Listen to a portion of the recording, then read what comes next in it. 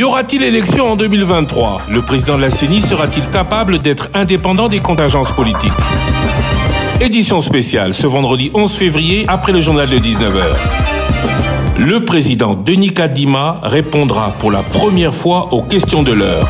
Édition spéciale avec Françoise Bouela, RTNC, Christian Bossembe, Congo Buzz Télévision, Israël Moutala, 7sur7.cd, Élisée Odia et Thierry Kambundi, Top Congo FM.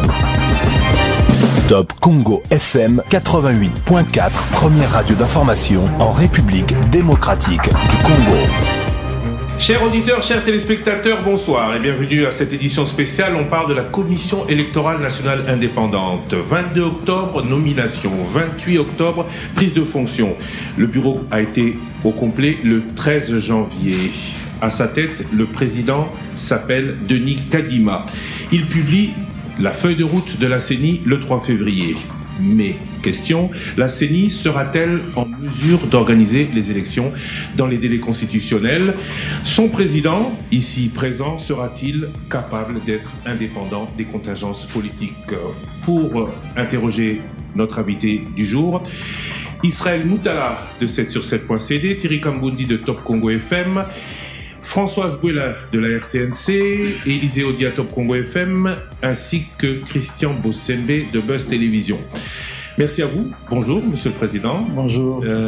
Félicitations parce que c'est votre première intervention, c'est votre première sortie. Merci. De EISA, organisation internationale d'organisation, de couverture, d'observation des élections. Vous êtes aujourd'hui à la tête de la Commission électorale nationale indépendante. C'est dire que vous êtes un expert en la matière, c'est dire que vous avez l'habitude de ce genre d'organisation. 3 mois après, parce que ça fait déjà 3 mois que vous êtes là, on ne vous a pas beaucoup entendu. Est-ce que vous pouvez nous brosser un premier bilan, votre vision aujourd'hui, la manière à laquelle on pourra dire de la CENI que Denis Kadima y a marqué son empreinte? Bon, merci beaucoup Christian, merci à vous tous pour ce rendez-vous. Effectivement, je n'ai pas voulu commencer par parler avant qu'on ne fasse rien au niveau de la CENI. Évidemment, vous comprenez, c'est une structure assez complexe. Nous avons pris le temps de nous imprégner des réalités de cette institution. Et il y a eu beaucoup de consultations parce que, comme vous le savez, quand on veut organiser les élections, on doit toujours utiliser comme point de départ l'élection précédente. Conscient de tout ce qu'il y a eu comme progrès et régression et tout, nous devions un peu faire le point entre nous au niveau de la CENI et essayer d'améliorer les choses. C'est ainsi que nous sommes en train de mettre en place des nouvelles choses pour bâtir sur ce qui a été fait jusque-là. Évidemment, ce n'est pas tout le monde qui vient avec un background électoral, mais il fallait une imprégnation pour que les nouveaux membres, tous, non seulement comprennent le domaine électoral de façon beaucoup plus spécifique, mais aussi qu'ils s'imprègnent un peu de la réalité de cette institution, qui est, comme je l'ai dit, assez complexe, de par sa structure telle qu'envisagée dans la loi. Qu'est-ce que nous avons fait? Nous avons, évidemment, je ne vais pas mettre ça en ordre chronologique, vous avez parlé de la feuille de route. C'est un travail assez important parce qu'au moins pour une fois, nous-mêmes de la Commission ainsi que les parties prenantes et les autres parties intéressées, nous avons une idée de ce que la CENI compte faire entre ce moment, disons, de 2021 à 2027. Ça, c'est déjà quelque chose. À part ça, nous sommes au sein même de la structure en train de changer un certain nombre de choses par rapport à la façon de travailler. Vous savez, la CENI est connue parfois pour de mauvaises raisons, si je peux appeler ça comme ça. Nous avons mis en place, par exemple, une cellule de passation de marché. Parce que nous pensons que l'État ne doit pas être perdant en matière de passation de marché. La cellule est maintenant en place. Donc, de ce côté-là, on va essayer de faire les choses comme il faut. Évidemment, nous avons parlé aussi des contraintes. On pourra peut-être revenir à ça. Mais absolument. En ce qui concerne la CENI, nous sommes vraiment déterminés à faire le travail qui nous a été confié et nous sommes en train de poser les jalons vous verrez qu'il y a beaucoup de réunions, de séminaires, des ateliers. Ça peut donner l'impression que nous sommes tout le temps en train de parloter. Mais en réalité, c'est que nous sommes un groupe hétérogène. Nous essayons de comprendre les choses de la même façon et d'aller dans le même sens. C'est un peu ça et ça prend du temps. Merci beaucoup, Monsieur le Président. Alors, je ne suis pas seul pour mener cette édition spéciale. De quel sujet allons-nous parler? De la préparation du scrutin, comment vous allez vous y prendre, de l'état de siège, vous avez parlé des contraintes, de la réforme électorale, parce que l'habitude en République démocratique du Congo, c'est qu'à chaque cycle, une nouvelle loi, du renforcement des mécanismes de contrôle et de transparence et de l'assistance technique ou appui financier des pays qui assistent souvent, sauf lors de la dernière élection, la République démocratique du Congo. Alors, on commence le bal avec Israël Moutala de 7sur7.cd. Monsieur le Président, avant que nous évoquions les questions d'ordre, les contraintes que vous avez évoquées, mais à votre propre niveau, qu'est-ce que vous avez pu améliorer par rapport au règlement de la CENI pour justement améliorer le processus électoral? Parce qu'il y a de marges de manœuvre que vous avez en tant que pouvoir réglementaire, vos process. Qu'est-ce que vous avez pu jusque-là améliorer pour espérer un scrutin transparent? Bon, comprenez qu'après 3 mois, on ne peut pas déjà faire un bilan, à moins qu'on utilise l'approche des 100 jours. Mais dans le domaine électoral, ce n'est pas comme ça que ça se passe. Je pense qu'il faut d'abord, en interne, mettre en place des mécanismes de collaboration et voir un peu ce qui marche au sein de la structure et ce qui ne marche pas. Il fallait recruter les gens. Il fallait, par exemple, mettre en place ce qui n'est pas encore fini, le règlement intérieur, qui a été finalisé hier ou avant-hier. Évidemment, il doit être avalisé par la Cour constitutionnelle. Mais à notre niveau, il y a tout un tas de travail qui est fait, mais vous ne pourrez voir les résultats que dans les jours qui viennent. Nous sommes en train de préparer les élections de gouverneurs. Et les gens sont en train d'être formés et nous les aurons à la date prévue. Évidemment, si tout va comme planifié. Mais nous allons, parce que nous ne voulons pas non plus commencer à poser des actes isolément du reste de la société. Dans les semaines qui viennent, nous allons remettre en place les cadres de concertation. Parce que nous aimerions, par exemple, que tout ce qui a dérangé dans le passé soit discuté avec la société civile, avec les partis politiques et les autres parties prenantes. Donc nous sommes en contact avec beaucoup de milieux, les cours et tribunaux, parce qu'en fait, nous pouvons faire notre travail, mais quand ça arrive à leur niveau, ils ont aussi un impact.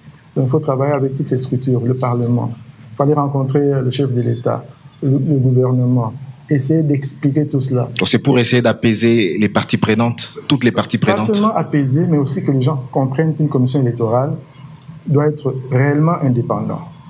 Notre indépendance ne doit pas se limiter dans notre nom en tant que commission électorale nationale indépendante, mais ça doit se vivre dans les faits. Et pour ce faire, toute partie prenante que nous avons rencontrée a eu à écouter ce discours-là. Nous voulons réellement rassurer les Congolais. Y compris l'opposition? L'opposition, il y a des gens qui sont venus nous voir jusque-là, mais nous voulons avoir des réunions beaucoup plus formelles. Durant lesquelles ils vont nous parler de leurs préoccupations. Parce que nous sommes persuadés que nous sommes là pour servir tout le monde. Et bon, ça prendra le temps. Mais en tout cas, l'idée, c'est que dans les semaines qui viennent, qu'on rencontre des partis politiques, aussi bien la majorité que de l'opposition. Thierry Kambundi, Top Congo FM. Monsieur le Président, j'aimerais bien savoir qui sont venus vous voir. Vous dites qu'il y a des gens qui sont venus vous voir lorsque Israël Moutala a évoqué l'opposition. Qui sont venus vous voir depuis que vous êtes là? Non, mais depuis que je suis là, en fait, ma porte est ouverte. Hein. Les gens, parfois, je ne sais pas qui est de l'opposition, qui est du pouvoir, parce qu'en fait, la porte est ouverte pour voir tout le monde. Et chaque fois qu'on est venu me voir, il y a eu un entretien, c'est-à-dire c'est documenté. Bon, alors, il n'y a pas... Les acteurs de l'opposition sont venus aussi? Bon, les politiciens sont venus me voir dans mon bureau, officiellement. De tous bords? De tous bords, mais évidemment, quand quelqu'un vient me voir, je ne demande pas est-ce que vous êtes du pouvoir ou de l'opposition. Vous savez, nous avons 1 millier de partis politiques. J'avoue que je ne sais pas toujours. Peut-être avec le temps, je le saurai. Mais l'essentiel, c'est quoi? C'est que la conversation que nous avons est suffisamment ouverte qu'on peut en parler. C'est le même discours que je tiens à tout le monde. Et vous parlez d'équipe hétérogène que vous dirigez. Je suis un peu inquiet parce que vous avez plus de 20 ans d'expérience en matière électorale, mais votre équipe est le fruit des choix des différentes composantes politiques. Vous pensez qu'avec ces quelques jours ou ces quelques semaines de formation, tout le monde sera au diapason? Oui, je pense que ça ira parce que c'est très intense. Et puis chaque personne qui vient à cette commission amène une bonne expérience, même si ce n'est pas dans le domaine électoral, mais c'est des gens expérimentés. Ça ne demande pas beaucoup pour qu'ils comprennent non seulement en quoi consiste le travail, mais les enjeux. Ils comprennent. Sur ce plan-là, je ne suis pas du tout inquiet. Monsieur le Président, je n'aimerais pas revenir sur la polémique qui a amené votre équipe, qui a, on va dire, accompagné le processus qui vous a amené à la tête de la CENI, mais comment vous allez faire pour rassurer tout le monde? Parce que vous n'êtes pas sans ignorer qu'il y a une bonne partie de la classe politique qui vous conteste encore aujourd'hui. Bon, ok. Je pense que même Jésus a été contesté. Donc, je ne pense pas que quelqu'un peut avoir l'unanimité. Mais cela ne signifie pas que je suis indifférent à ça. Non, je suis très conscient du fait qu'il y a eu une compétition. N'oubliez pas que le processus de nomination des membres de la CENI est compétitif. Et dans toute compétition, il y a, je n'aimerais pas dire vainqueur et vaincu, mais en tout cas, quelqu'un va avoir le poste, quelqu'un d'autre ne l'aura pas, et il y aura des mécontents. Et au-delà, ça ne se dit pas assez, nous avons un système de nomination des membres de la commission qui est assez aberrant, je dois dire. On ne peut pas demander aux confessions religieuses de se choisir chacun un candidat et d'aller à leur plateforme et défendre ce candidat-là et finalement trouver un consensus. C'est un peu contradictoire. Parce que qu'est-ce qui arrive? On descend les candidats de l'autre pour valoriser le sien. Et finalement, qu'est-ce qui se passe? C'est toutes ces critiques-là qui restent dans la mémoire collective. La preuve est que ce qui a été dit sur moi, il n'y a jamais eu de preuve. Je vois parfois dans les médias une photo de moi avec des politiciens. Que vous appartenez à un camp politique, que vous avez eu à travailler avec l'actuel président. Et ce n'est même pas une photo de moi. C'est-à-dire, on dit Denis Kadima, mais la personne qu'on présente, c'est quelqu'un d'autre. Et évidemment, ça reste dans la mémoire collective, on dit il a un penchant. Mais tout compte fait. Tout compte fait, au départ, je pense que la loi elle-même constitue une sorte de piège. Parce qu'on ne peut pas demander à quelqu'un d'être à la fois un joueur et un arbitre. Et c'est ce que les confessions religieuses font. Et ça, c'est quelque chose qu'on devra à l'avenir revoir. Donc, mais alors, ces personnes qui étaient opposées à moi, je me dis que c'est dans ce cadre-là qu'ils m'ont combattu. Ils étaient en fait forcés de me combattre pour défendre leur candidat. Moi, je vais m'ouvrir à eux. Je suis prêt à collaborer avec tout le monde parce que tout ce qui m'a été reproché n'a jamais été prouvé parce que ce n'est pas vrai. Ce n'est pas vrai. C'est des ondits et on ne va pas se limiter à des ondits. Et c'est des partenaires clés. Vous ne pouvez pas, dans un processus électoral en RDC, négliger les confessions religieuses dont la représentation géographique est assez impressionnante. Ça sera des partenaires, quelle que soit l'option qu'ils avaient choisie au moment de la sélection. Françoise Bouela, RTNC. Monsieur le Président, vous parlez de la transparence de la CENI. Je crois qu'il y a aussi un élément important qui est la confiance. Est-ce qu'avec toutes les tentatives de créer le cadre de concertation, ça cache quelque chose? Est-ce que vous souffrez de quelque chose? Je ne souffre de rien. Les cadres de concertation ne seront pas créés. Ils seront redynamisés parce qu'ils ont toujours existé. Mais ce que nous voulons faire, c'est que, parce qu'on a entendu beaucoup de critiques par rapport au cadre de concertation, les gens disent que en fait, ce n'est pas la concertation qui se fait, mais c'est plutôt l'information. Ils aimeraient vraiment apporter des solutions et être écoutés. Ce que je veux faire dans un premier temps, c'est d'organiser une séance préliminaire durant laquelle on va essayer de tirer des leçons de la façon dont ces cadres de concertation ont marché, comment ils ont fonctionné. Une fois que cela est fait et nous comprenons ce que les parties prenantes veulent, nous allons alors aller vite en besogne, c'est-à-dire discuter des questions essentielles. Et l'ordre du jour, par rapport à nos discussions, sera aussi négocié. Donc, c'est normal et c'est incontournable, c'est inévitable que dans un processus électoral, qu'on rencontre les parties prenantes à travers des plateformes telles que le cadre de concertation. Donc, ce n'est pas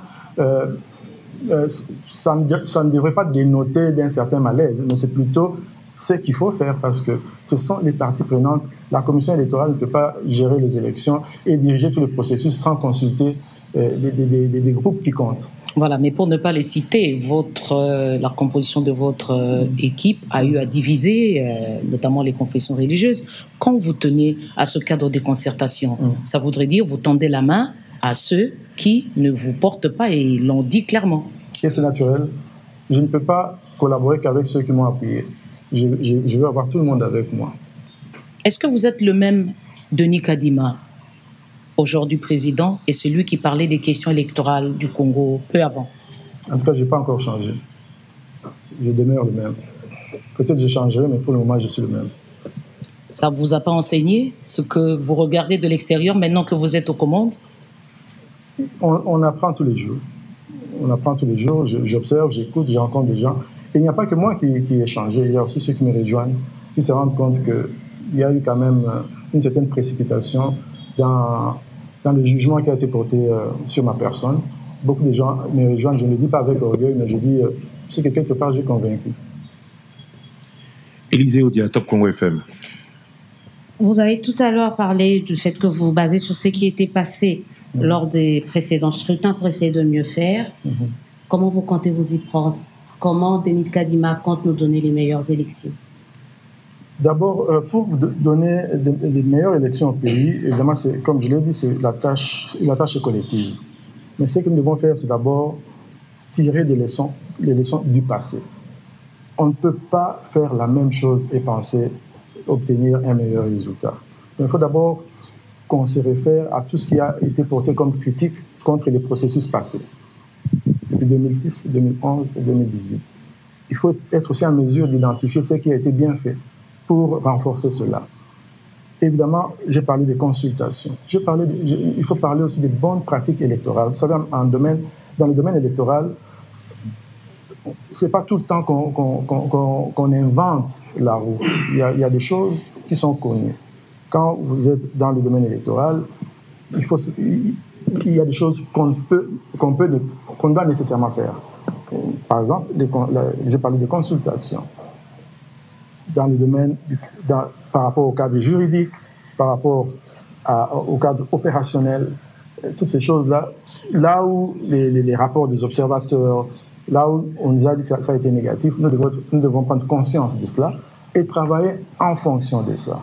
Évidemment, nous avons aussi des idées qui sont encore en train d'être discutées pour innover, parce qu'il faut toujours innover. Donc, partout où il y a eu des faiblesses, nous n'allons épargner aucun effort pour tâcher d'améliorer les choses. Donc, nous serons très réceptifs, et nous le sommes déjà, mais nous allons le faire davantage parce que le moment n'était pas encore venu. Mais à partir de ce moment où je me mets devant vous, c'est parce que je suis maintenant prêt, avec mon équipe, pas moi seul, avec mon équipe, de venir vers les parties prenantes et avoir des échanges, mais des échanges qui auront un effet. Denis Kadima, vous avez parlé également des contraintes au tout début de cette émission. Il y a l'enrôlement d'un côté, le recensement de l'autre. Vous avez soulevé l'enrôlement ou la mutualisation comme étant l'une des contraintes. Qu'est-ce que vous pensez de là? Parce que c'est l'une des options soulevées par l'actuel gouvernement. Il veut qu'il y ait une mutualisation de l'enrôlement et du recensement. C'est possible, à votre avis?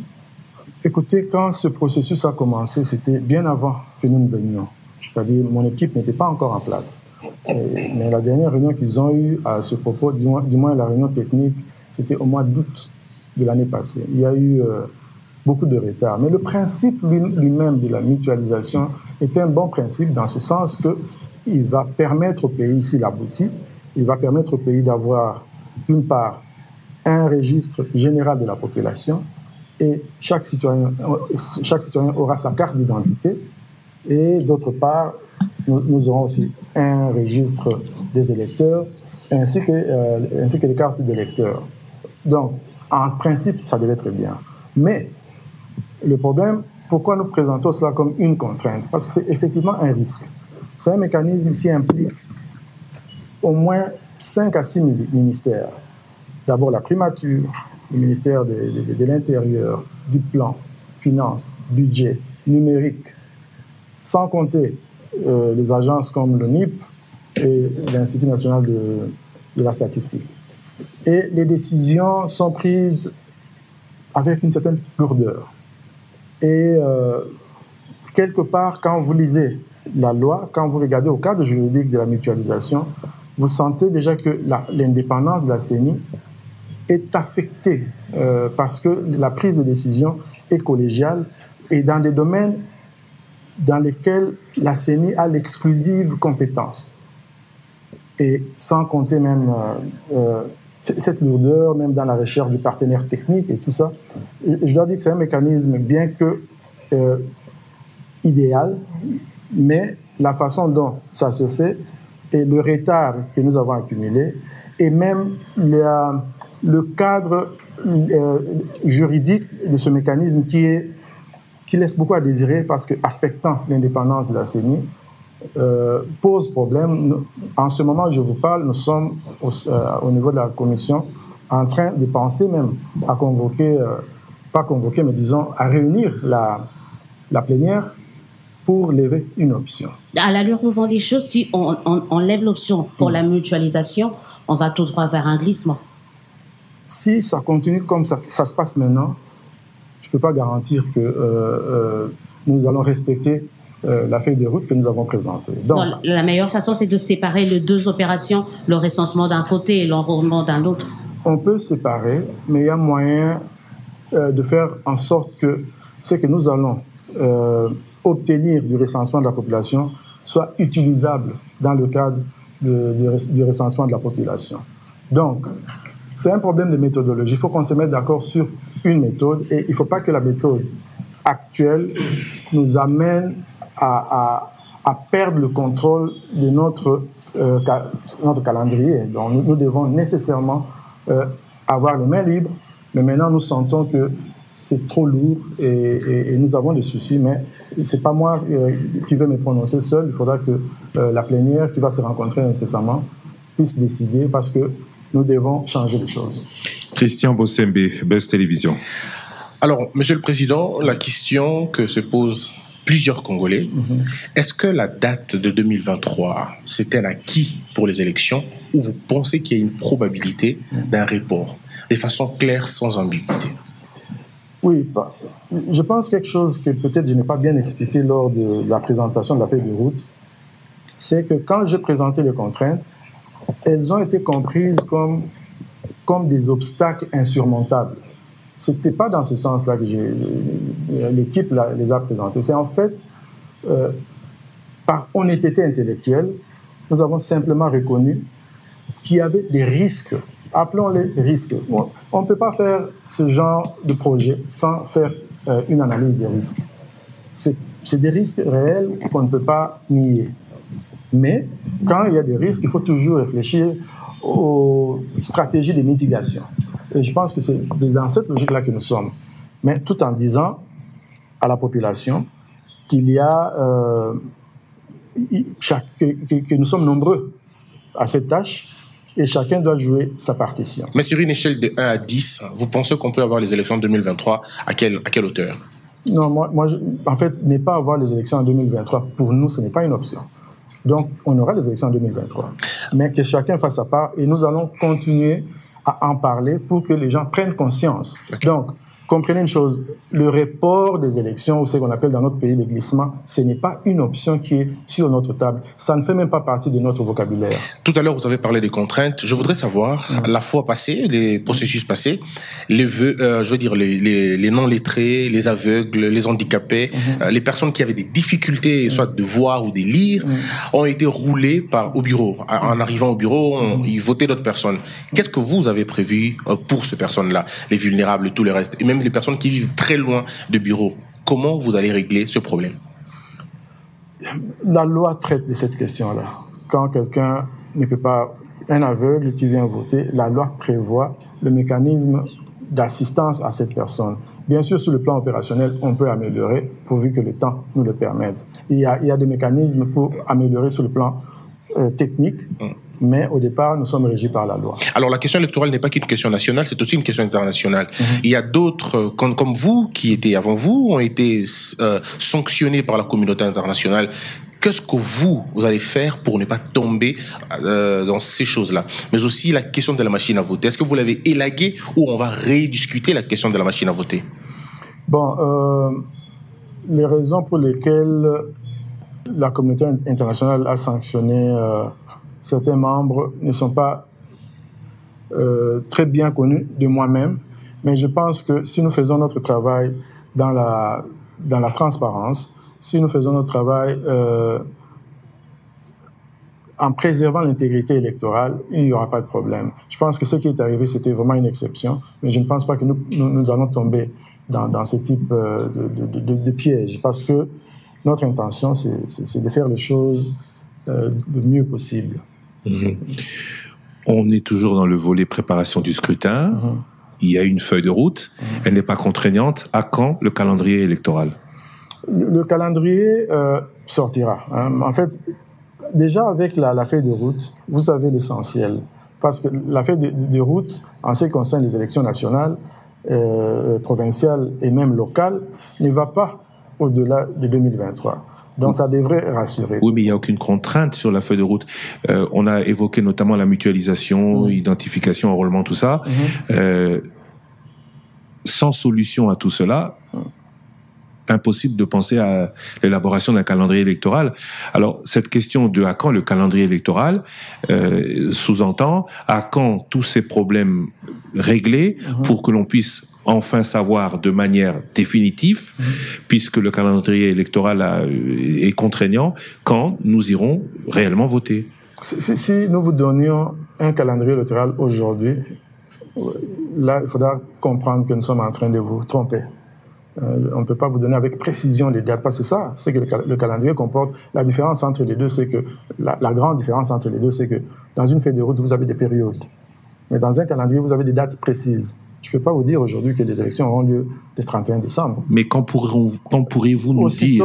Aussitôt qu'on aura fini la grande opération d'inscription des électeurs, par exemple, ou quand on aura fait l'essentiel à ce niveau-là, ça va nous donner une bonne visibilité parce que, d'une part, nous saurons comment nous cheminons sur le plan technique, et d'autre part, nous saurons comment, par exemple, le gouvernement débourse les fonds. Parce que pour le moment, l'argent arrive à compte-gouttes. On va y arriver sur ce problème d'argent. 680 jours, il reste jusqu'aux élections. Calendrier électoral avant juin, après juin.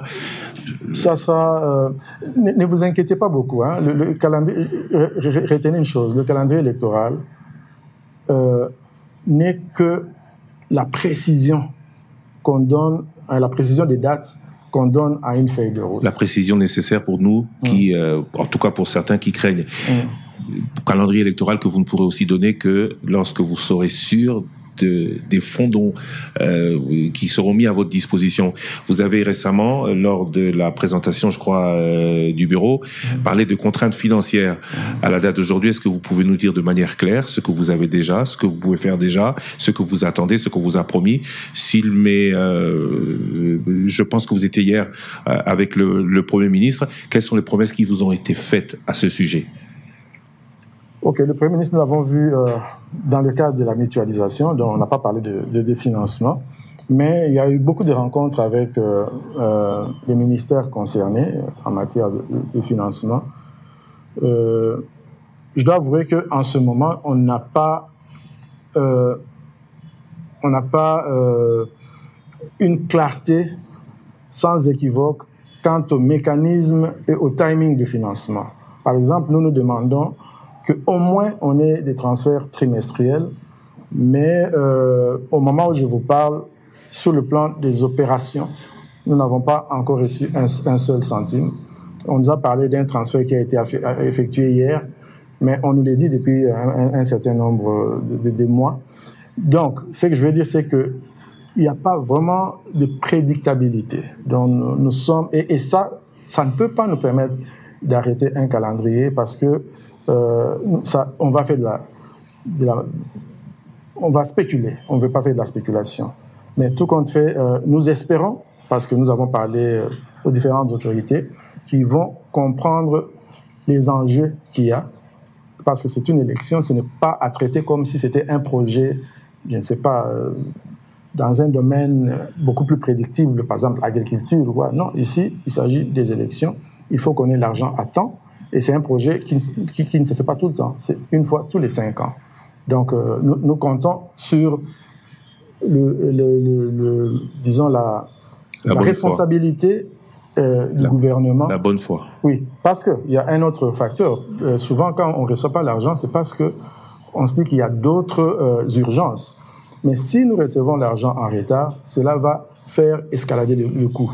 Parce qu'il y aura c'est-à-dire qu'il faudra augmenter le nombre de gens, le nombre de matériel, et finalement, on risque de payer plus que ce qui était prévu. Comme au cycle précédent. Voilà. Ça, c'est la contrainte financière. On y reviendra peut-être plus tard, mais parlons des contraintes sécuritaires, notamment l'état de siège. Israël Moutala, 7sur7.cd. Parmi les contraintes, il y a aussi cette question de la sécurité. Nous sommes dans un contexte d'état de siège dans 2 provinces. Est-ce que vous pouvez vous y déployer pour faire vos opérations électorales ou pas? Oui, je ne pense pas que l'état de siège nous empêche d'inscrire les électeurs, de faire la cartographie des élections, de mener nos activités. Le problème pourrait peut-être se poser au moment du vote, mais je pense que nous avons encore beaucoup de mois, 22, 23 mois, donc il ne devrait pas y avoir trop de problèmes à ce sujet, pourvu que la situation aille s'améliorant.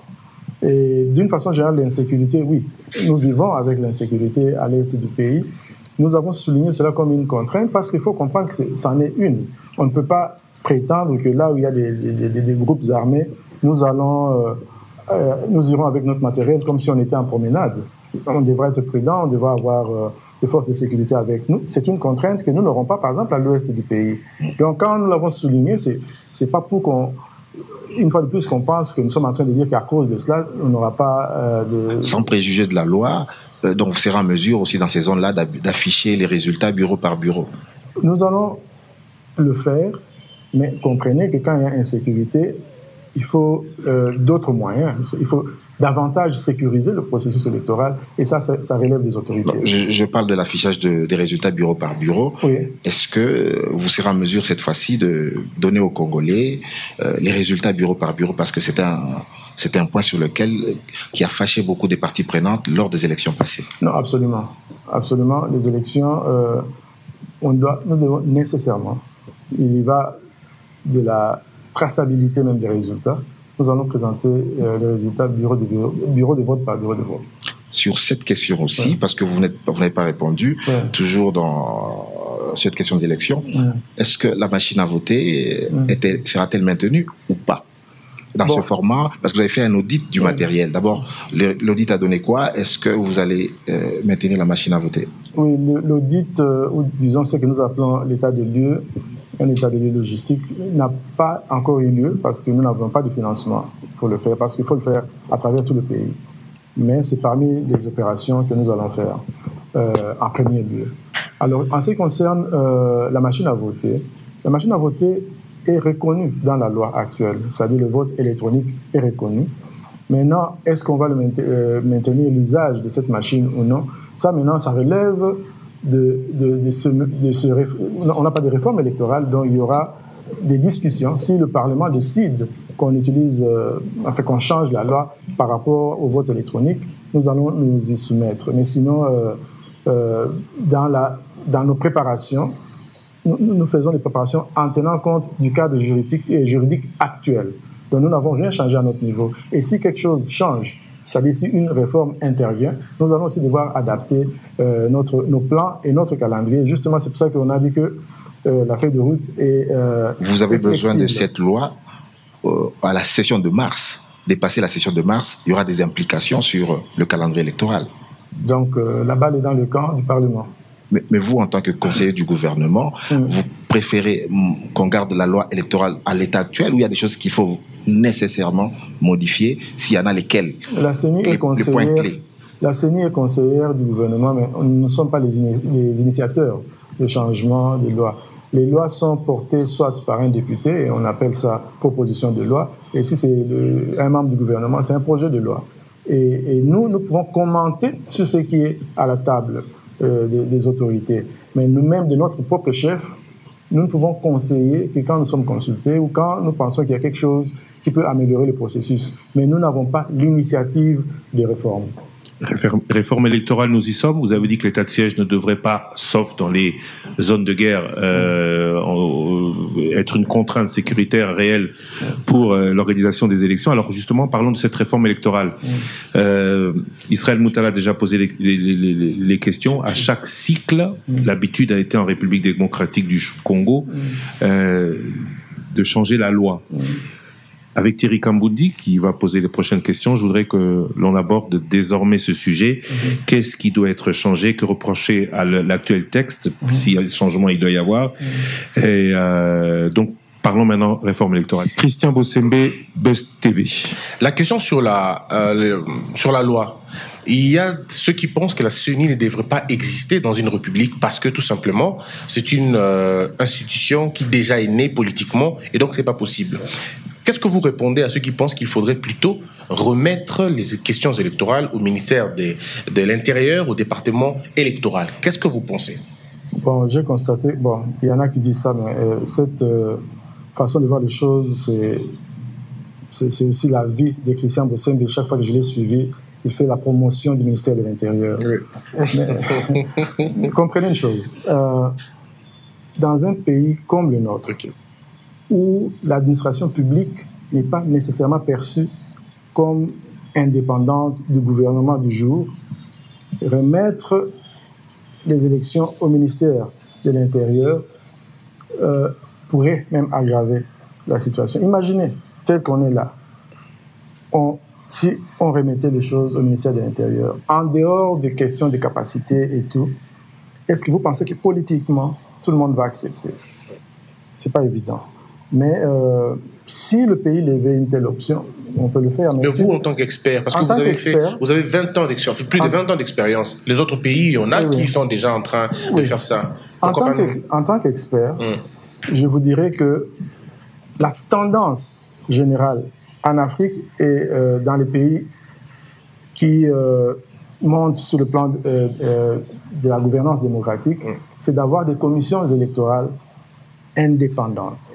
Si vous faites même les statistiques, vous verrez que l'option gouvernementale est de plus en plus minoritaire. C'est lié au fait justement qu'on veut un corps constitué différemment et qui soit représentatif de la société.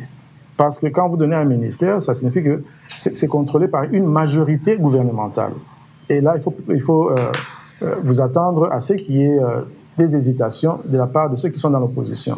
Donc, la tendance générale, c'est vers les commissions électorales indépendantes. On peut les améliorer. J'entends les gens parler de la dépolitisation. Par exemple, dans les commissions électorales indépendantes à travers l'Afrique, les commissions électorales qui comportent des politiciens sont minoritaires. C'est quelques pays qui ont ça. C'est un peu plus dans les pays francophones, mais dans les pays anglophones, c'est rare d'avoir des politiques au sein de la commission électorale. Et parfois, c'est une mesure pour créer la confiance. Mais remettre le tout à un ministère de l'Intérieur, ça pourrait être une option qui serait perçue comme étant pire que toutes les options sur la table. Élisée Odia, Top Congo FM.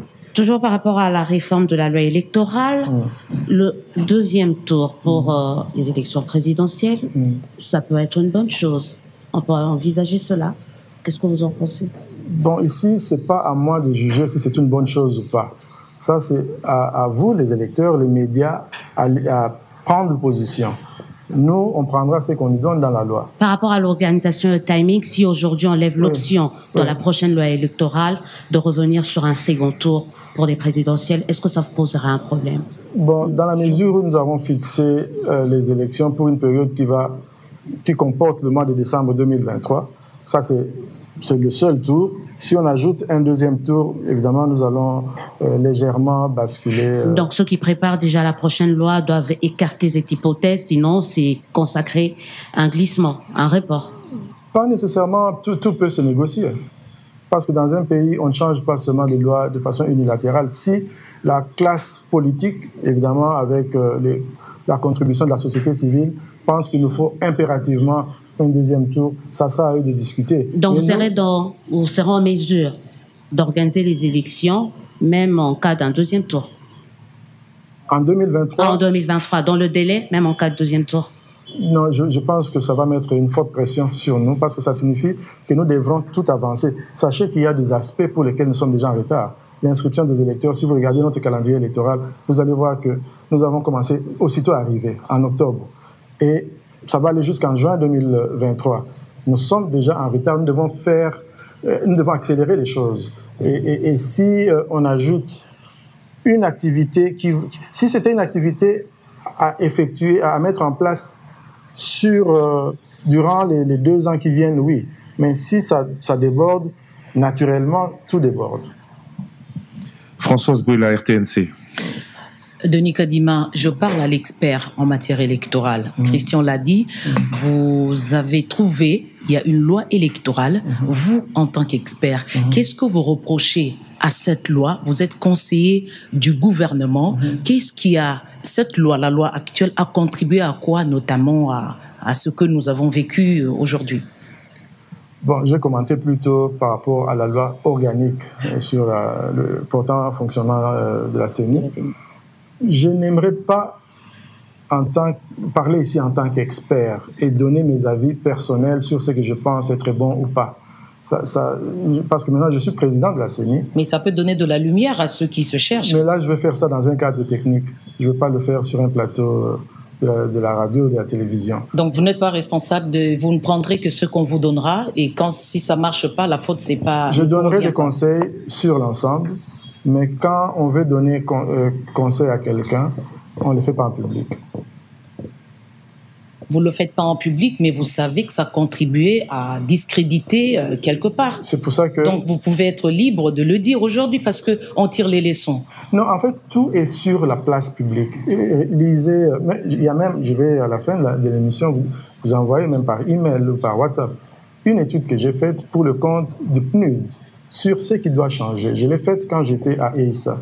C'est une très bonne étude et là, vous saurez ce que j'en pense. Et vous réservez aujourd'hui de le dire? Aujourd'hui, je ne veux pas vous dire qu'on doit changer A, B, C, D, parce que ça serait un peu arrogant de ma part. Je pense que ça, c'est la responsabilité des élus et des membres du gouvernement. Vous me rejoignez quand j'ai dit que je ne reconnais plus Kadima Le Poignant au début. Aujourd'hui, vous êtes assagi? La fonction vous a changé? J'ai jamais été poignant comme Françoise. J'ai donné des idées. Mais vous refusez que la République bénéficie de votre expertise aujourd'hui, Président? Je vous renvoie à l'étude que j'ai faite, vous verrez, vous allez bénéficier de ça. C'est écrit, c'est écrit parce que souvent nous parlons, mais il y a un écrit, évidemment, je n'ai pas fait seul, on était à 3, moi-même, professeur Essambo et M. Mathieu. Mais justement, vous serez libre de le dire, parce que là, moi, personnellement, je vous sens réservé. Je me dis, mais il y a quelque chose. Je respecte seulement les autres institutions. Imaginez ceux qui sont au Parlement, s'ils m'entendent commencer à faire des propositions de loi, je pense qu'ils ne vont pas bien prendre la chose. Par contre, ils ont une commission PAJ, donc politique, administration, et je vais les rencontrer et on va discuter. Mais sur le plateau de la télévision, de la radio, je pense que ça serait quand même... ça serait indélicat de ma part. Monsieur Kadima, vous ne voulez donc pas être celui par qui, en ce qui concerne la loi, les choses pourraient ou non caler. Mais si l'option levée était contre vos propres convictions, est-ce que vous organiseriez quand même ces élections? Oui, si une réforme quelconque ne rencontre pas mes propres idées, je vais me soumettre parce que c'est ça mon travail. Je suis à la commission électorale pour organiser des élections selon la Constitution et les lois du pays. Ce n'est pas selon mes préférences à moi. On n'a pas parlé de cette loi actuelle. La Constitution prévoit, ceux de la diaspora, vous en y étiez il n'y a pas longtemps, ne nous pardonnerez pas de ne pas évoquer la question. La Constitution et la loi électorale actuelle, toujours en vigueur donc, prévoit que la diaspora participe. Est-ce que dans votre entendement, dans cette feuille de route, cela a aussi été pris en compte? Oui, la feuille de route mentionne le vote des Congolais de l'étranger. Ça figure dessus. On parlait tout à l'heure des contraintes financières. Vous avez dit que vous n'avez pas reçu d'argent du tout. Alors, troisième sujet de cette émission, parlons des renforcements des mécanismes de contrôle et de transparence, parlons budget. Et pour cela, je donne d'abord la parole à Israël Moutala, 7sur7.cd. Monsieur le Président, combien vont nous coûter ce cycle électoral que vous avez mentionné, complet, de 2022 à 2027, c'est ça? Ou de 2021 à 2026? Parce que j'ai vu 2 documents, j'ai un peu eu une confusion sur le cycle de 5 ans. C'est de 2021 à 2026 ou de 2022 à 2027? Non, le budget ne va pas jusqu'en 2027 parce que notre feuille de route va de 2021 à 2027. C'est la durée de notre mandat qui est de 6 ans. Mais par rapport au scrutin, nous tenons compte de la période 2021, parce que ça a commencé déjà là, plus ou moins jusqu'à début 2024, parce qu'en 2024, on aura des élections indirectes et tout ça. Bon alors, comme il fallait parer au plus pressé, nous avons un budget jusque-là seulement pour 2022. Je pense que le reste sera négocié. Et même le budget dont je parle, on n'a pas encore formellement obtenu. Il est de combien d'ailleurs, celui de 2020? Il est de 600 millions. 600 millions. Oui, et il comporte les aspects de mutualisation avec les autres institutions. Donc, si c'était que nous-mêmes, nous seuls, ça serait en dessous de 600 millions. Non, mais 600 millions, c'est l'option qui a été évoquée au gouvernement lors du dernier conseil de ministres pour le recensement et l'enrôlement. Mais cette opération coûte en moyenne 500 millions de dollars quand la CENI l'organise seule, c'est ça? Plus ou moins 500 quelque chose. Oui. On parle pas seulement de l'inscription, mais ça comporte aussi les gros achats pour la phase électorale. Ça signifie qu'en 2023, ça sera un budget beaucoup plus réduit. Et voilà. Donc le plus grand poste budgétaire, c'est l'enrôlement des électeurs, c'est le registre des électeurs. Ça dépendra aussi de l'état des lieux que nous allons mener. C'est pour ça que nous avons beaucoup insisté qu'on ait un état des lieux pour savoir s'il y a du matériel réutilisable ou s'il faut changer l'essentiel du matériel. Et c'est une contrainte importante. Cet état des lieux aura lieu quand pour que nous ayons une idée effective sur le budget? Maintenant qu'on nous dit qu'un premier transfert a été effectué, c'est vraiment la priorité. En dehors des élections des gouverneurs et vice-gouverneurs, l'état des lieux, c'est la priorité des priorités. Ça veut dire que, mais quand on regarde les lignes budgétaires de 2022, il y avait d'abord, l'année passée, il y avait une ligne budgétaire de 100 millions que vous n'avez pas consommée, parce qu'il n'y a pas de budget. Cette année, il y a une ligne budgétaire de 350 millions de dollars, ce qui fait qu'au total, vous avez une ligne budgétaire parce que les 100 millions ont été reconduits, paraît-il, c'est que vous avez une ligne budgétaire de 450 millions de dollars. Donc, a priori, il ne doit pas y avoir de problème. Oui, on vous parle de lignes budgétaires que nous ne contrôlons pas, parce que les montants que vous communiquez, là, 450 millions, en tout cas jusqu'à ce jour, je n'ai pas encore reçu un seul centime. Mais est-ce que l'autonomie financière de la CENI est-elle consacrée ou pas? Les procédures sont les mêmes ou pas? Parce que c'est là justement, est-ce que vous avez des dotations régulières comme les autres institutions ou pas? Est-ce que ça bloque au niveau du ministère du Budget, de Finances, ou est-ce que ça bloque pour que vous ayez pleinement votre autonomie financière? Je pense que le mécanisme actuel par rapport à la question du financement laisse à désirer, parce que beaucoup de choses dépendent de la volonté des uns et des autres. On a des réunions qui n'en finissent pas, et finalement, quand vous quittez une réunion, vous ne savez pas si une décision a été prise ou non. Donc, il y a lieu de réfléchir sur les mécanismes de prise de décision, comme ça on sait si on a obtenu quelque chose ou non.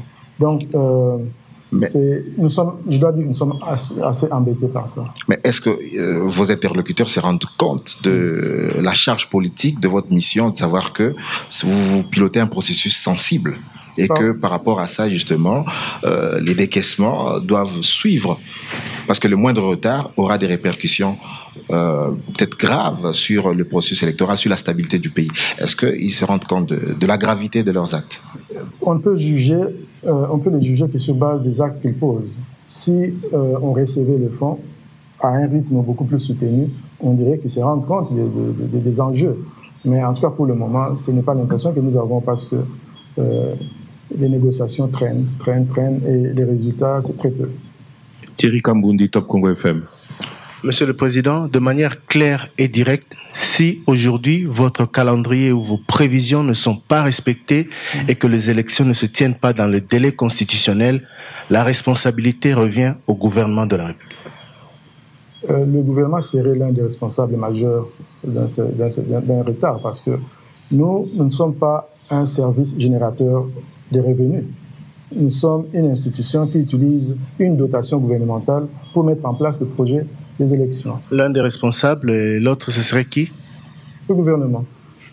Donc c'est le gouvernement qui est le principal responsable, comme je l'ai dit. Le gouvernement, en tout cas sur le plan financier, est responsable. Nous, notre responsabilité, c'est au niveau organisationnel, au niveau technique. Mais en ce qui concerne je ne peux pas dire les partenaires internationaux, c'est des gens qui peuvent venir à l'appui. Mais en ce qui concerne les ressources financières... Si le gouvernement ne respecte pas votre calendrier quant au décaissement des fonds, c'est lui qui est le responsable du retard éventuel. Absolument. Alors, parlons de la logistique. Je vous ai entendu évoquer des contraintes liées au déploiement du personnel, au déploiement du matériel. J'ai l'impression que c'est nous faire peur inutilement, parce que ça, c'est dans le cadre du travail normal de la CENI. Pourquoi vous devez le présenter comme contrainte? Mais Thierry, vous avez peur pour rien. Vous ne voulez pas que je vous dise un fait qui existe dans notre environnement, un pays à la dimension de la RDC, avec des routes parfois en délabrement, parfois inexistantes, problème de transport, problème de communication. Mais après 3 cycles électoraux, on ne peut plus présenter cela comme contrainte. Ça fait partie du travail de la CENI, Monsieur le Président. Ça fait toujours partie des contraintes, ça n'a pas changé. À moins que vous me disiez que maintenant, il y a une route qui part de Kinshasa jusqu'à Lubumbashi. Ce n'est pas ce que j'ai dit, mais avec la petite expérience qu'on a eue sur la base des 3 derniers cycles électoraux, on ne peut pas présenter cela comme un frein. Laissez-moi vous expliquer, pour que vous compreniez ce que nous voulons dire ici. Si nous recevons le financement avec un grand retard, si vous conjuguez cela à toutes les difficultés qu'on a en termes d'infrastructure, évidemment, ça sera un problème, parce que la logistique électorale est très complexe. Vous savez, il faut faire le plan logistique, il faut faire le packaging, tout ça, et envoyer au lieu où ça doit aller, et ne pas commettre des erreurs. Il faut avoir du carburant, il faut avoir... C'est tellement complexe que même dans une situation normale, on devrait en parler. Mais nous sommes dans une situation anormale, dans ce sens que il y a déjà un retard qui est accumulé, et puis anormal parce que les infrastructures du pays sont celles qu'elles sont. Cela n'empêche, nous allons redoubler des efforts, mais nous devons aussi reconnaître, même quand nous parlons de la sécurisation du processus électoral, si on vous dit qu'à tel endroit, il y a des miliciens, ça vous pose un problème de logistique, vous devez peut-être contourner ce lieu-là. Donc il faut comprendre que c'est quelque chose qu'il faut nécessairement mentionner, sinon ça serait irresponsable de notre part. Monsieur Denis Kadima, le report des élections n'est pas une option pour votre équipe, c'est ce que vous venez d'affirmer. Tout à fait. Si, à l'approche de 2023, le gouvernement n'honore pas ses engagements, si à l'approche de 2023, vous n'avez toujours pas le nécessaire pour tenir ces élections dans le délai, que feriez-vous? À l'impossible, nul n'est tenu. Vous allez démissionner? Je ne veux pas faire des menaces, parce que je suis venu ici servir mon pays. S'il y a des difficultés réelles que le gouvernement présente et discute avec ceux qui doivent, peut-être avec ses partenaires internationaux, peut-être qu'ils vont contourner ou surmonter le problème. Mais en ce qui me concerne, moi, je ne suis pas dans cette logique-là. Je suis dans la logique d'expliquer les risques réels auxquels nous faisons face et d'essayer collectivement de trouver des solutions. Oui, mais s'ils ne sont pas pris en compte, c'est votre crédibilité qui sera remise en jeu. Je ne peux pas avoir confiance au gouvernement de notre pays. Je pense que c'est des personnes responsables. Nous avons encore une vingtaine de... Vous venez de dire qu'ils traînent les pieds, Monsieur le Président. Ils traînent les pieds, à mon sens. Vous avez toujours confiance malgré tout? Bon, il faut quand même leur accorder le bénéfice du doute. Nous ne sommes pas les seuls. Il y a les finances de l'État sont limitées, mais je ne suis pas... Ce que je déplore, c'est le mécanisme de prise de décision. Parce que vous savez, dans beaucoup de pays... l'un des facteurs qui réduit l'autonomie de la commission électorale, c'est le contrôle des finances. Et beaucoup de pays utilisent ça comme un mécanisme pour rendre la commission électorale dépendante. Pas seulement financièrement, mais politiquement. Qu'est-ce qui doit être fait pour que vous ayez directement les fonds nécessaires et qu'est-ce qui se fait aujourd'hui? Pourquoi vous déplorez ce mécanisme? C'est la volonté politique au niveau du gouvernement, c'est tout. Parce qu'ils ont des priorités. Vous savez que le budget d'un pays est fonction des priorités que le pays s'est assigné. Et bien sûr, on dit qu'on a mis de l'argent de côté, mais il faut qu'on voit la couleur de cet argent. Donc, la balle est dans leur camp. Mais la question de démissionner, je ne pense pas que c'est ce qui est à l'ordre du jour. Nous sommes ici pour tirer sur la sonnette d'alarme, pour que tout le monde comprenne que personne n'a droit à l'erreur. Chacun, comme je l'ai dit plus tôt, doit jouer sa partition et bien la jouer. Françoise Boué, la RTNC. Monsieur le Président, vous n'avez pas vu la couleur de cet argent. Le porte-parole du gouvernement, lors d'un briefing, a annoncé qu'il y a une provision. Il s'est lancé même à annoncer des chiffres. Et aujourd'hui, vous nous dites que vous n'avez jamais vu ça. Qui dit vrai? Croyez-moi, je ne pourrais pas passer à la télé et vous dire le contraire de ce qu'il y a. Voilà ce qui se passe quand le gouvernement vous dit que nous avons une provision. Ça ne signifie pas que nous avons transféré cet argent à la CENI. Ça signifie simplement qu'ils ont mis de l'argent de côté. Mais d'après ce que moi j'ai compris, cet argent est logé dans le compte du BCECO. Ça arrive là-bas, on fait des dépenses liées à la CENI sur base de cet argent-là. Des dépenses faites par vous? Non, pas par nous.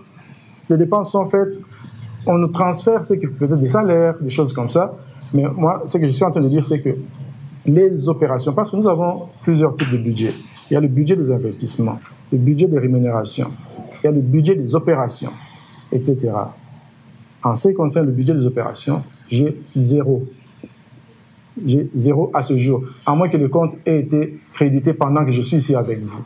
Alors, sans budget des opérations, je ne peux rien faire. D'ailleurs, beaucoup de choses que nous faisons aujourd'hui, nous le faisons avec le budget de fonctionnement que je n'ai pas cité. Et le budget de fonctionnement ne sert pas à cela. C'est un détournement. Ce n'est pas un détournement. En fait, nous nous sacrifions. Ça signifie notre building ici qui est délabré. Je ne sais pas en entrant si vous avez fait attention. C'est délabré parce qu'on ne peut pas l'entretenir, parce que nous accordons beaucoup d'intérêt aux opérations. Donc, nous utilisons le peu que nous recevons pour que les choses avancent. Mais pourquoi vous commandez? Vous n'êtes pas en droit d'avoir cette indépendance financière pour qu'on vous demande des comptes à la fin. Répétez un peu. Au fait, j'aimerais comprendre pourquoi vous commandez de l'argent alors que vous avez une contrainte, vous avez une indépendance financière. Nous ne commandons pas, nous demandons. Mais ceux qui doivent y répondre prennent du temps. C'est simplement cela. Mais je vous dis, nous le faisons avec beaucoup de dignité. Beaucoup de dignité. Président, vous avez dit un peu logistique aussi, la contrainte sur le temps, vous avez presque une année déjà de retard. Vous pensez, vous envisagez, par exemple, l'impression des bulletins de vote localement, les isoloirs, ainsi de suite, pour éviter, pour gagner en temps, au lieu de le faire toujours à l'étranger? Souvent, l'idéal, évidemment, c'est de tout faire localement, parce que ça signifie que l'argent rentrerait dans notre économie. Ça, c'est l'idéal. Mais il faut voir aussi la capacité locale. Les expériences... Elle est inexistante? Elle peut être limitée. À beaucoup d'égards, elle est limitée. C'est-à-dire, nous ne voulons pas commander et puis finalement revenir à vous et dire on ne peut pas avoir les élections parce que le fournisseur a pris trop de temps. Donc il y a un sérieux problème de capacité, mais même alors... Oui, mais on peut prendre des cartons, on peut faire des élections qui nous ressemblent, parce que vous avez la contrainte temps et tout ce que vous évoquez, vous pensez qu'il faudrait... Notre plus grand souci, c'est pas les isoloirs, des choses comme ça, c'est des choses assez faciles à faire. Il y a quand même, à supposer que nous continuons avec la machine à voter, par exemple, il faut qu'on détermine le nombre et la fonctionnalité de ces machines.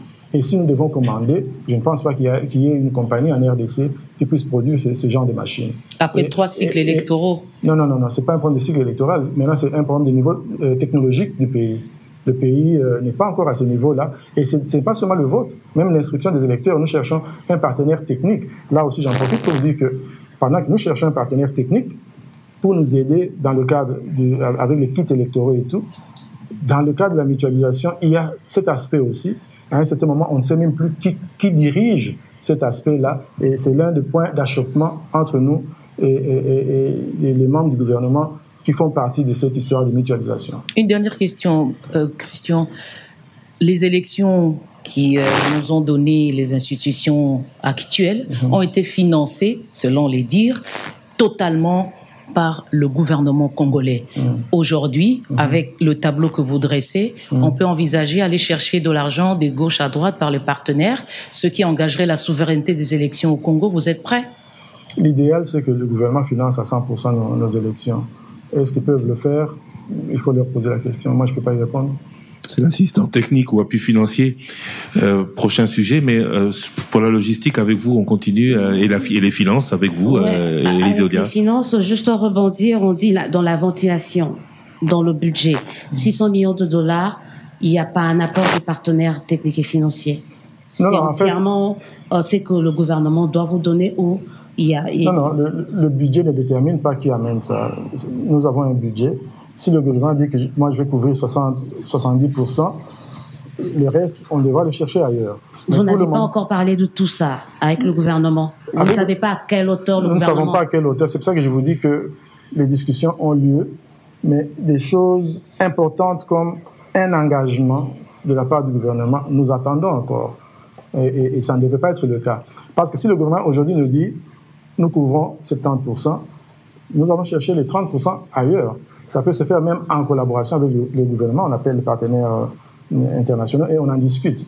Mais en ce moment, nous n'avons pas encore eu de réponses. Nous avons, en fait, pour le moment, même le peu qu'on pourrait recevoir d'un jour à l'autre, mais c'est à compte-gouttes et c'est très dangereux. Vous êtes conscient qu'à la fin de cette émission, on dira que, franchement, c'est le gouvernement qui sera à la base, carrément, d'un glissement. Si glissement il y aura dans le cadre de chacun devra tirer sa conclusion. On parle d'argent actuellement dans ce pays. Quand on parle d'argent, surtout l'argent public, on voit l'IGF.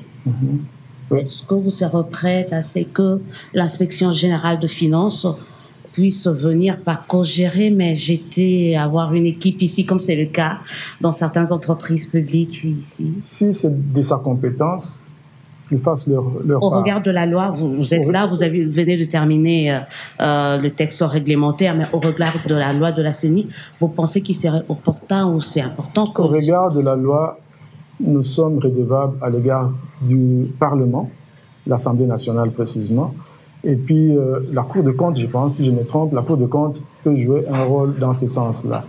Et nous n'avons pas peur de ça, parce que je vous ai dit que parmi les actes que nous avons posés, les premiers actes que nous avons posés, c'est de mettre en place une cellule de gestion des projets de passation des marchés publics. Ça, c'est un.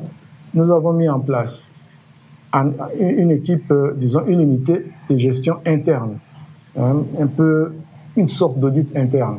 Donc, nous sommes aussi préoccupés par les questions de bonne gouvernance, parce que nous pensons que c'est dans cette direction que la CENI de demain doit aller.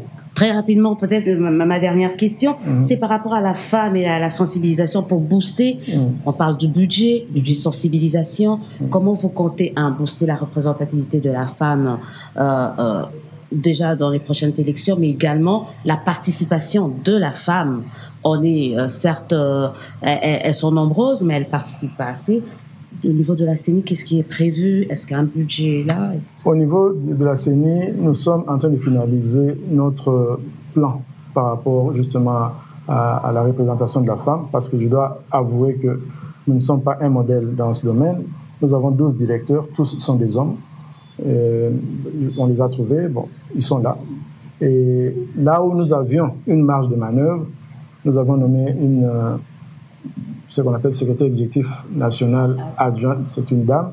C'est en fait pour marquer notre engagement à améliorer la représentation des femmes. Et ça ne va pas s'arrêter. Nous aurons toute une politique et sera systématiquement mise en œuvre. Christian Bossembe, Buzz Télévision.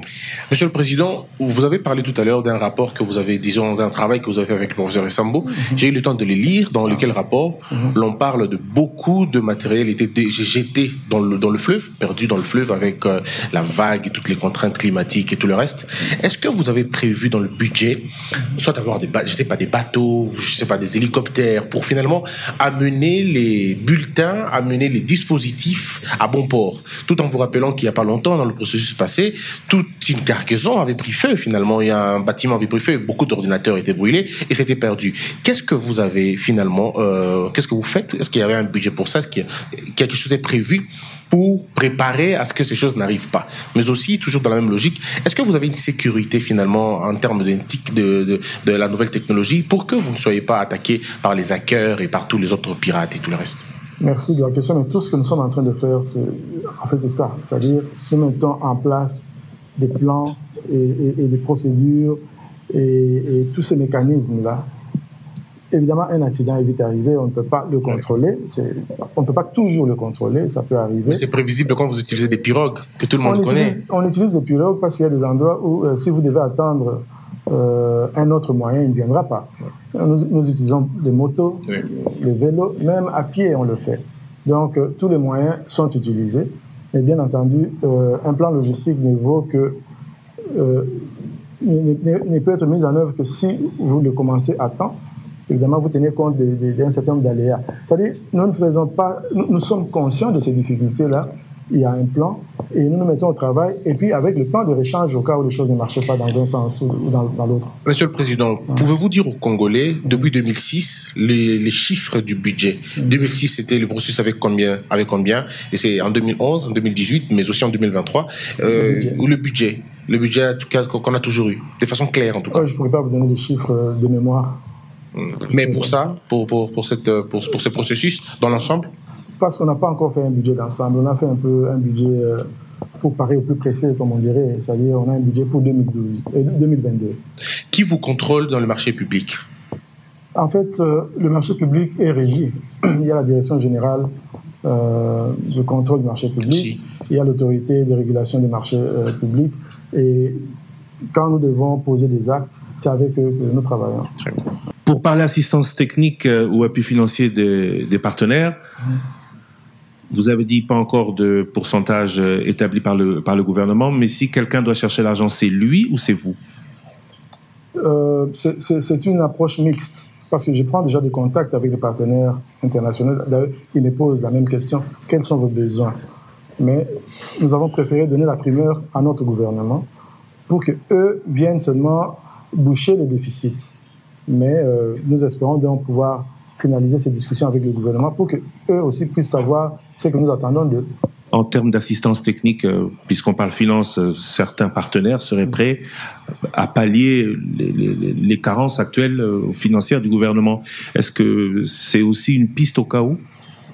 C'est une piste parce que, bon, d'abord, les partenaires internationaux ont été invités par le chef de l'État dans son discours, dans plusieurs de ses discours, il a demandé qu'ils viennent non seulement observer les élections, mais participer comme des partenaires au processus électoral. Donc, le pays s'ouvre à ça. Bon, nous sommes la CENI serait prête à sous-traiter de sa souveraineté pour que ces élections aient lieu? De faire sous-traiter certains de ses devoirs, de certaines de ses tâches? Le partenariat avec la communauté internationale, ce n'est pas un problème de se débarrasser de son autonomie, de sa souveraineté. Non, c'est un domaine de collaboration. Là où nous avons des capacités réelles, nous le faisons seuls. Et là où les capacités sont limitées, je vous donne un exemple, la sensibilisation des électeurs.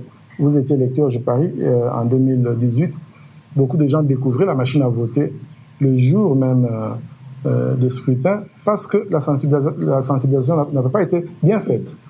Mais si vous avez des partenaires internationaux disposés à vous aider à multiplier votre campagne de sensibilisation, c'est gagnant-gagnant et je ne vois rien de dangereux à ce niveau-là. Quel est le profil type du partenaire international, le PNUD, Organisation des Nations Unies, l'Union Européenne, on a parlé notamment des caisses que vous connaissez bien, ou Chine, Russie ou autres? Bon, nous sommes ouverts à tout le monde pourvu que les termes de référence soient acceptables à tous. Monsieur Denis Kadima, merci beaucoup d'avoir répondu à toutes nos questions pendant 1 heure. Assistance technique, observation internationale, vous êtes aussi ouvert à tout le monde, vous l'avez dit. Aujourd'hui, on a parlé politique tout à l'heure, on a parlé un peu de politique, même si c'était pas trop votre cheval de bataille. Personne ne nous excusera de ne pas avoir posé cette question. Peut-on avoir des élections sans consensus sur l'arbitre? D'abord, je repose la question. Est-ce qu'on peut avoir un arbitre consensuel, l'arbitre qui est accepté par tout le monde?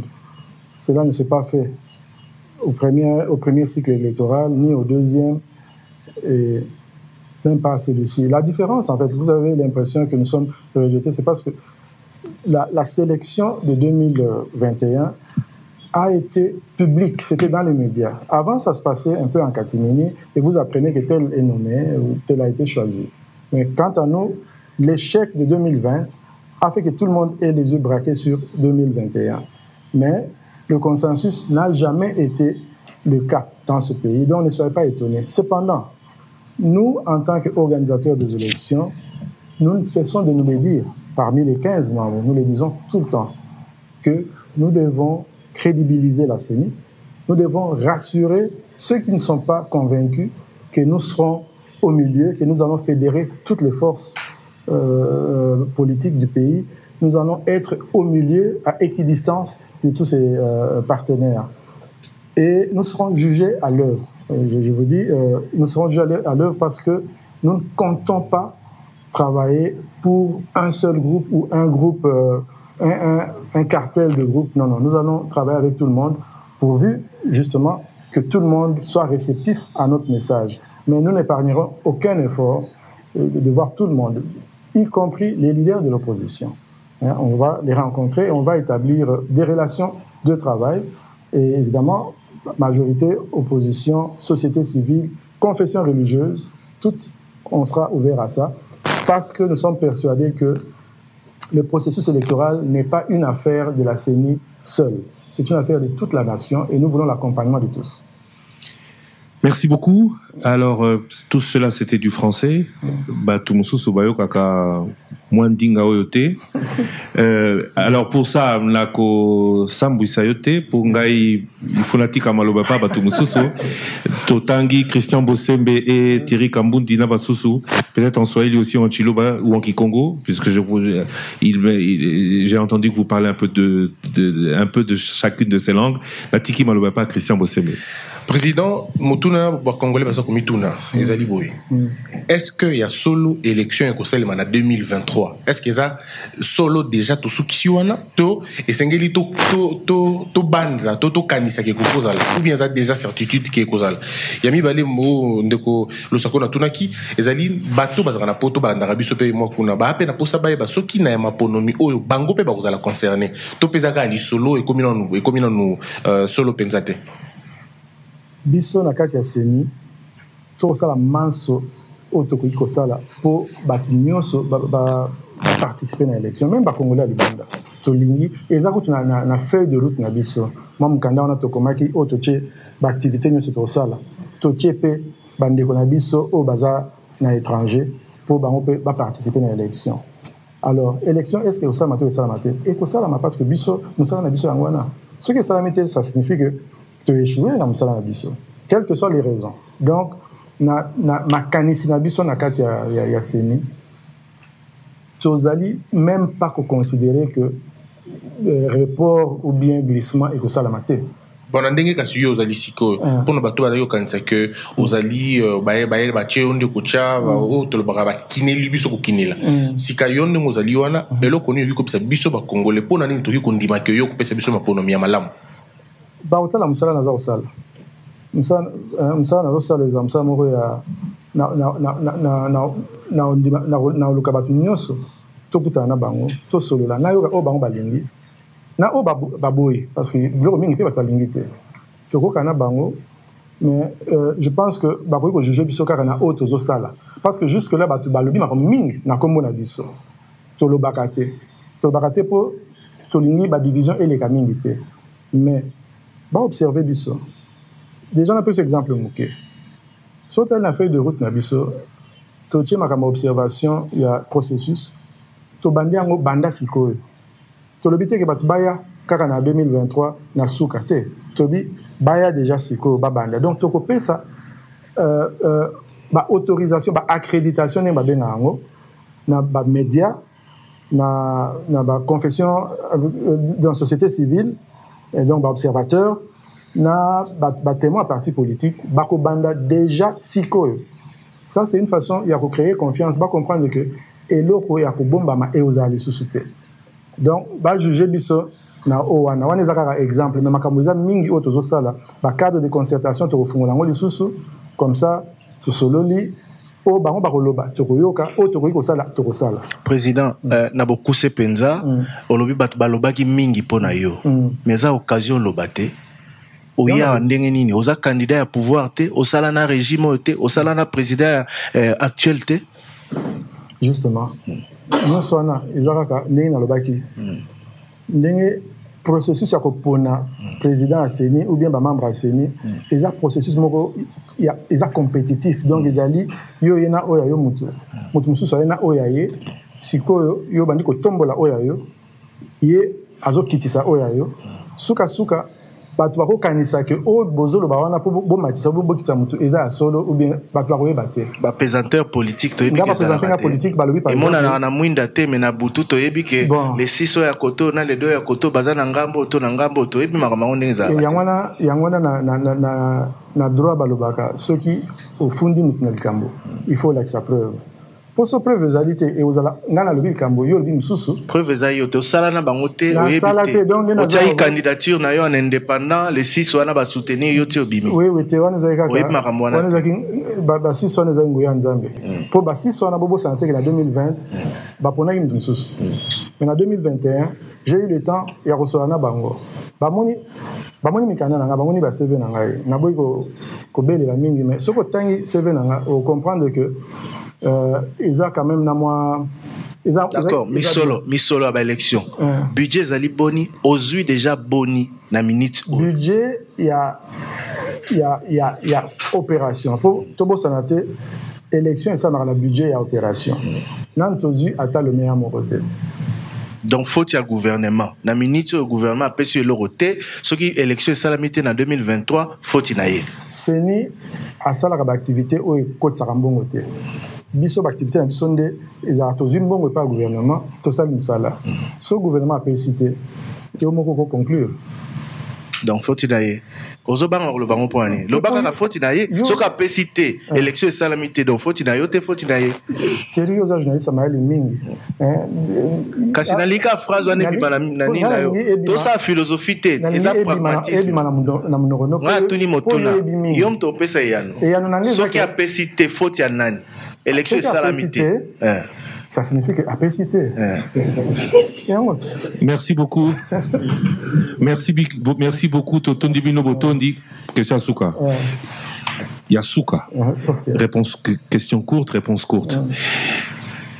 Quand allez-vous nous dire que Nazumbo Goté, Nako Kisi Nyosote, moyen Nyosoe si l'année 2023 et Koza la Souté? Quand? Oui. Parce que plaider, il y a une décision mingi que nous avons toza ebele, toza 15. Donc, tu tirer la conclusion et puis tu le dis. Ceux qui, par exemple, n'a pas cet exemple, Tina Jean Makamuza Kandengeza Awa, na modèle Makamuza Kende, soit va repousser ce qui n'est pas dans notre vocabulaire, tout l'ingi Makamboanate, soit va couper sa mot mingi koleka, déjà pas un bon été. Et comme à passe. Donc, parce qu'il ne faut pas comprendre que, il ne faut pas penser que ceux qui sont salami, ce bon et pessamité, ils ont un glissement. Non, et qu'on peut aussi un bon mingi, ou un bon qui est en côté, donc ça revient plus ou moins au même. Donc c'est un peu ça qu'il faut voir. Merci à vous, chers auditeurs, merci à vous, chers téléspectateurs, pour toute cette attention, édition spéciale assez particulière. Merci à vous, chers confrères. Israël Moutala, 7sur7.cd, Thierry Kambundi, Top Congo FM, Françoise Bouela, RTNC, Élisée Odia, Top Congo FM, ainsi que Christian Bossembe, Buzz Télévision, pour nous avoir accompagnés dans cette première rencontre avec vous. Merci à vous, Monsieur Denis Kadiba, président de la CENI. Merci parce que c'est pour nous, presse congolaise, une aubaine d'avoir un président d'une institution qui, pour la première fois, c'est rare, on devrait le souligner, qui, pour sa première sortie, a décidé de parler d'abord aux Congolais. Merci à vous. L'actualité continue sur vos chaînes de radio et de télévision respectives. À très bientôt pour une autre émission. C'est un vœu avec tous les confrères qui ont pris part à celle-ci aujourd'hui.